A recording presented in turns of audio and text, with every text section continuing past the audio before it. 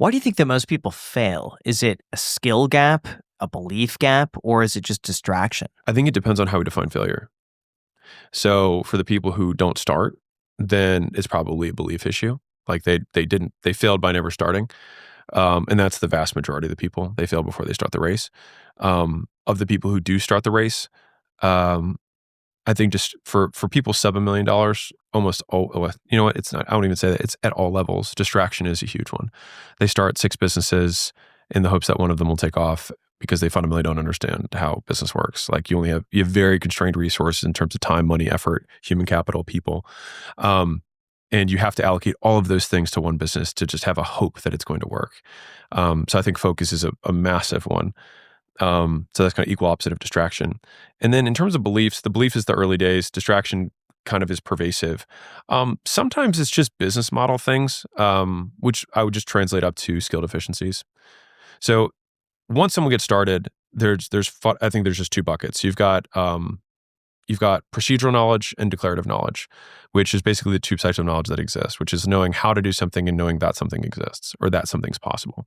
And so this is where people talk about mindset, manifestate, whatever. It's like fundamentally, it's just like you have to believe that something's possible. And so if you meet somebody who's doing $10 million a year and they're the same age as you, growing in the same hometown, you're like, well, I guess it's possible, right? And all of a sudden it's like, man, my perspective totally changed. Like my mindset, I manifest it, who knows, whatever. But like you fundamentally now believe it can happen. Cool. So then the only delta that you have is how to do it. Right, that's procedural.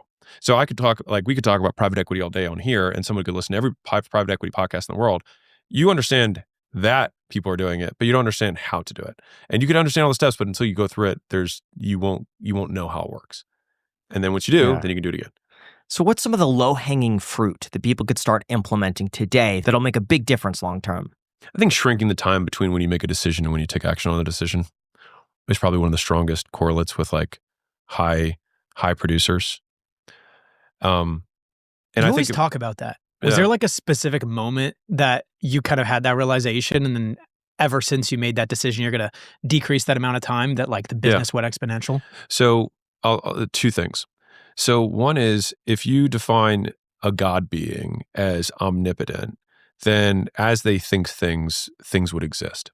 And so if someone is ultimately powerful, that means like the moment they think of it, it happens, right? And so it's like, okay, if that's the hypothetical ideal, then everything reverse from that is less and less powerful. And so if I want to be a more potent person or less impotent, then I should shrink the time between when I make a decision and when I act on that decision and try to make it into a reality. So that's number 1. The second issue, or when it comes to decision making, is that the vast majority of speed, I think, that happens within a business comes down to speed of decision making. Like there are so many decisions that have to occur every single day that most of the time, and you guys experience this within your own business, it's like, you know, the team says, hey, what do we do with here? And then you're like, okay, let me think about that. Or let me give you give me a day or 2 and I'll come back to you.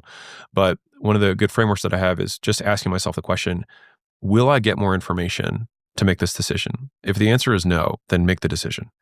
Like you're not going to get more information to make it. So you might as well just make it now.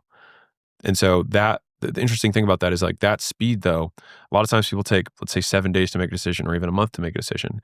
But if I can make a decision now and then make a second decision 2 minutes later, make a third decision 2 minutes later, like in a very real way, I could operate at 1,000 times the speed somebody else's. And I think that's fundamentally like how Elon operates, and how he can just get so much stuff done. He also obviously distributes a lot of decision making to people who are intelligent. How important is intuition when it comes to making a decision? That you just feel one thing over the other? Well, I think intuition is just like a really, really amorphous word for having a history of reinforcement with variables that you can identify or have trouble identifying. So it's like, you know, this girl walks in, I've got a bad feeling about her. That's my intuition. Well, you have a history of seeing lots of women walk in. And if you have people or women who looked a certain way or acted, you know, the way they carried themselves, the way they dressed, the way their hair looked, the way they did their makeup, the way they talked, the way they breathed, all these other variables that you're taking in, if somebody else in the past you had a negative experience with, you would then say, oh, I get bad vibes because